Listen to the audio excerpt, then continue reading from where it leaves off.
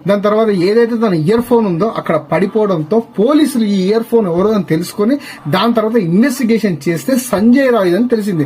కానీ సంజయ్ రాయ్ సింపుల్ గా ఇంటికి వెళ్లి హ్యాపీగా స్నానం చేసుకుని సింపుల్ గా పడుకున్నాడు. పోలీసులు ఇంటరాగేషన్ వచ్చి అరెస్ట్ చేసిన తర్వాత చేసేయండి, సింపుల్ గా చేసేయండి, నన్ను అరెస్ట్ చేసేయండి, కేసు వేయండి, అంత ఎంత సింపుల్ గా చెప్పండి. కానీ నిధులకు వెళ్లిన తర్వాత తను పోస్ట్ మార్టం చేసిన కేసులలో 150 గ్రామ్స్ దాకా సీరం ఉందని తెలిసింది. అంటే దీనిపైన ఒక్కరే కాదు ఇంకా ఎంతో మంది ఉన్నారని తెలిసింది.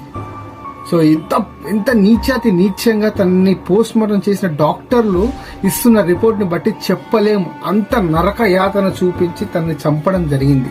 అతని పైన సెక్షన్ 64, 103 కేసులు పెట్టడం జరిగింది. ఇంత జరిగిన తర్వాత గానీ మరి ఆ కాలేజ్ లో చూస్తున్న డీన్ పరిస్థితి ఏంటంటే అతను వెంటనే రిజైన్ చేయడం జరిగింది. రిజైన్ చేసిన వెంటనే ఇంకొక కాలేజ్ లోకి వెళ్లి అతనికి ప్రిన్సిపల్